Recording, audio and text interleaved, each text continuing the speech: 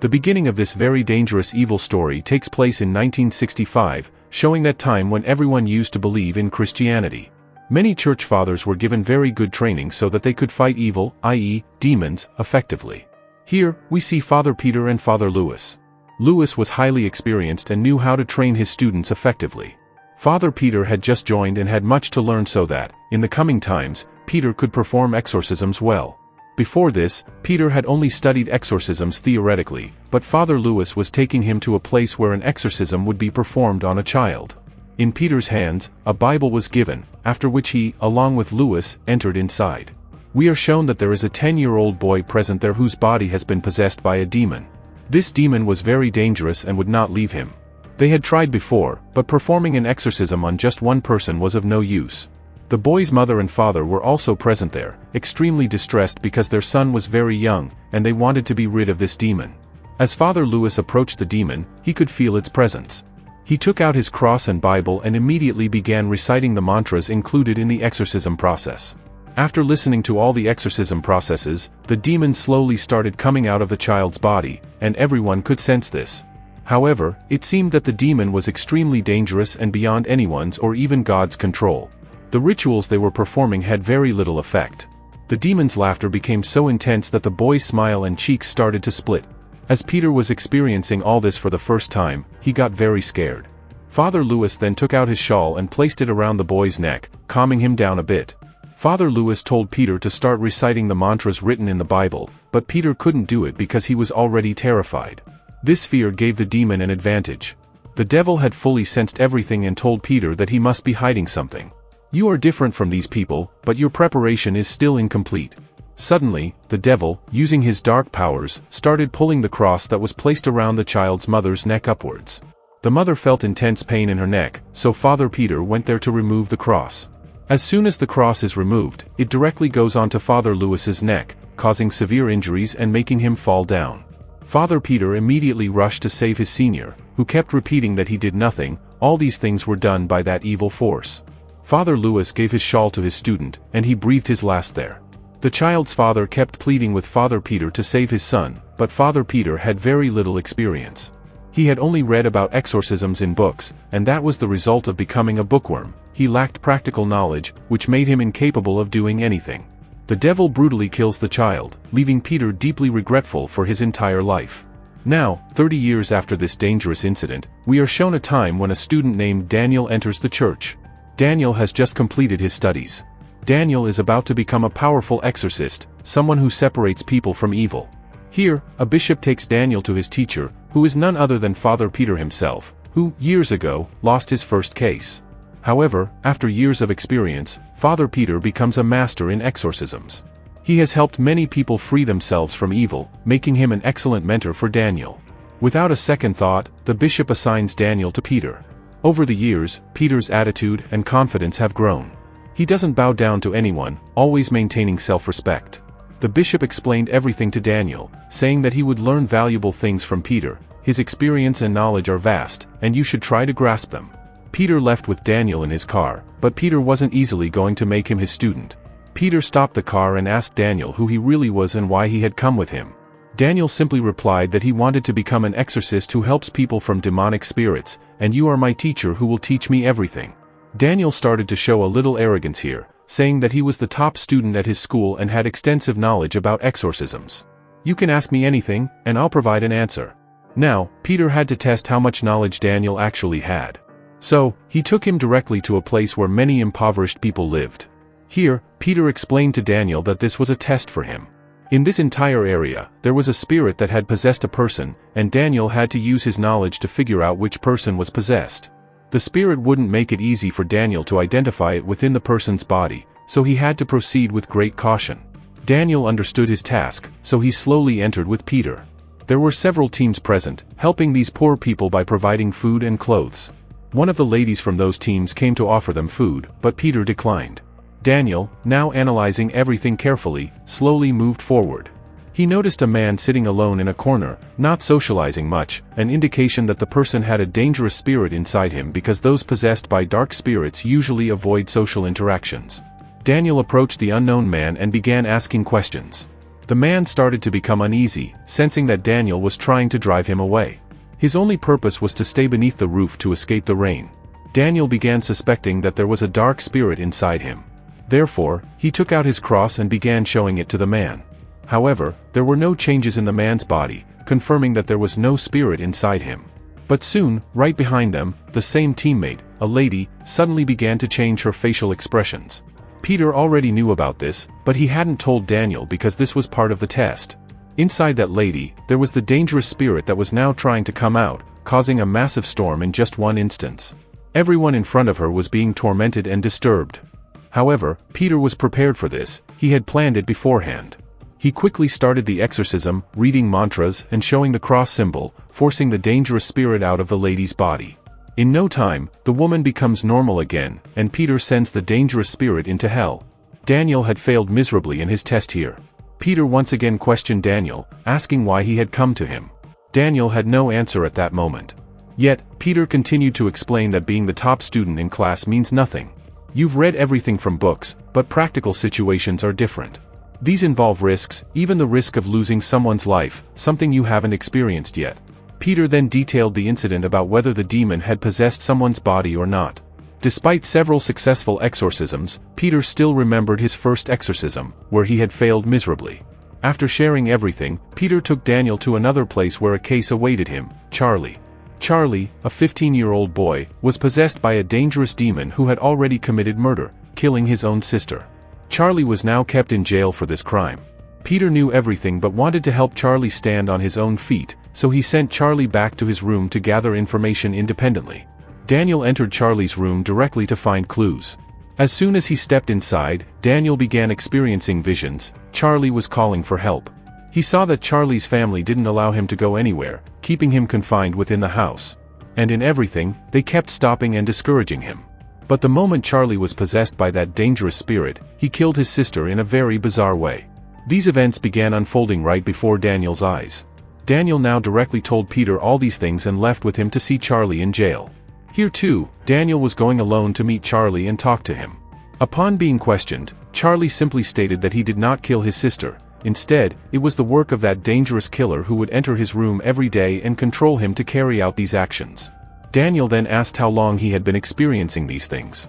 Charlie revealed that it all started when he was playing games at an arcade with his friends. Suddenly, the same dangerous demon inside Charlie broke loose and attacked Daniel, speaking to him, saying, "We are everywhere. Soon, we will rule over every human body. Then you won't be able to do anything." Hearing this, security guards rushed in and confined Charlie. Daniel went back to Peter to report everything he had experienced. Now, Daniel visits the gaming center where these incidents began. At that place, Charlie's friends were present, playing games. Upon questioning them, they took Daniel to the back alley and revealed that they had dared Charlie to play that unknown game, one that could summon spirits into the real world. Daniel wanted to experience these things, so he sought Peter's permission to play the game and summon the same spirit that had taken control of Charlie. Gradually, the spirit overtakes Daniel, saying, "I will kill that boy, Charlie, even though I came here by his will, I will leave by my own." All the children witnessing this were completely shocked. Even Daniel couldn't control his body anymore. Now, these events were properly recorded, making exorcism the best option. Peter and Daniel had all the information, so they went to the bishop inside the church. After showing all the videos and evidence, it becomes clear that the demon exists within Charlie's body, and the only way to remove it is by obtaining permission for an exorcism. In reality, before performing an exorcism, a church or priest must obtain higher authorities' permission. Only then can they proceed with the exorcism because, although exorcisms free a person from the demon, in some cases, evil takes over so much that after the exorcism, the victim's death occurs in a horrific manner. We can't forget Peter's first exorcism, where a child was killed. After gathering all the evidence, the bishop had given permission. Peter and Daniel started preparing for the exorcism. They needed more help, so they contacted acquaintances to join them. Inside the prison, we see Charlie, sitting in front of a psychiatrist, undergoing treatment. The guards believed there was no black magic involved but that Charlie's mental state wasn't right, which was why he was behaving this way. However, Daniel and Peter knew the truth. To gather more information, Daniel went straight to Charlie within the same prison. Here, Daniel began questioning Charlie about the dark spirit that visits him and takes control of his body. Charlie, terrified, described that the spirit had a long, bushy beard and its entire face was extremely dark. It controlled his body and severely hurt his parents. Suddenly, as Charlie provided this information, the demon within him began taking over. It called Daniel by his name and said, "I know everything about you. Your father was a laborer, and he raised you this way, sacrificing his life." The demon was doing everything to hurt Daniel, making him miserable. The demon then, using its power, started levitating a pencil and thrusting it straight into the psychiatrist's hand. The psychiatrist was completely stunned because he had never seen such a case in his entire career. Charlie's body started levitating, looking extremely dangerous. The psychiatrist, scared out of his wits, quickly fled the scene. Soon, security was called inside to subdue Charlie and lock him back up. Daniel, who was outside with Peter, suddenly began seeing visions related to Peter, visions from Peter's first mission where he had failed at an exorcism, resulting in the death of a child. Meanwhile, it was revealed that all the electricity in the room had gone out, and the door had been forgotten open, allowing Charlie to escape. This was all being orchestrated by the dangerous demon within him. Charlie, with a sinister force, attacked anyone who came his way, moving forward without hesitation. Peter had disappeared somewhere, leaving Daniel alone. Then, Daniel saw Charlie in front of him. Calmly, he approached and embraced him, trying to convey that Charlie needed to trust himself. The demon within him wasn't stronger than his will. Charlie gradually began to return to a normal state, although his entire body was covered in blood stains. At that moment, Charlie mentioned Peter's name, saying that he looked exactly like the man who had entered his room and possessed him, brutally harming his family members. Although Charlie said Peter's name, Daniel wasn't convinced because the evil spirit often misled them with false information. Charlie was quickly taken to a nursing center, where he would receive proper care. Meanwhile, Daniel went directly to meet Father Peter. After arriving at Peter's place, Daniel asked if they needed to perform an exorcism to free the child from the demon. Therefore, both of them set off immediately to Charlie's home, where he was under house arrest. Together, they began preparing for the exorcism. In the preparations, Daniel calls someone who had previously worked with Peter. This person was the bishop's nephew, who had helped with many of these exorcism techniques. However, as soon as Daniel made the call, the man began speaking strangely, telling Daniel that he would come and join them. Daniel couldn't understand what the man was trying to convey. He hung up the call and went straight to Peter, where Charlie was lying unconscious. They needed to start the exorcism immediately because if the demon wasn't expelled in time, it could become increasingly difficult to remove it later. Peter stood by as Daniel began reciting the prayers and incantations. Over time, Daniel had learned much and was applying everything meticulously. However, a thought kept circling in Daniel's mind. When the demon was expelled from Charlie's body, why did it claim that Peter used to come to his house and harm his family members? Additionally, Daniel remembered what Peter had previously told him, that these spirits are incredibly cunning. They create stories that lead people astray, causing confusion and suspicion. Given this, Daniel realized that his suspicion about Peter wasn't entirely unfounded. So, instead of continuing with the exorcism on Charlie, Daniel turned his focus directly to Peter. Holding the cross, he began reciting the prayers aimed at expelling the demon inside Peter. As the ritual progressed, it became clear that inside Peter was a far more sinister entity. The demon within Peter revealed itself through a creepy smile, saying, "You found me. I'm quite impressed." The truth emerged that during the 19th century, when Peter had first attempted an exorcism, he had failed to save a child. The demon, escaping from the child, had directly possessed Peter, taking control of him ever since. Peter's demon became increasingly violent, attacking Daniel, causing severe damage despite Daniel's prayers. The demon inside Peter mocked Daniel, telling him, "You will join our clan.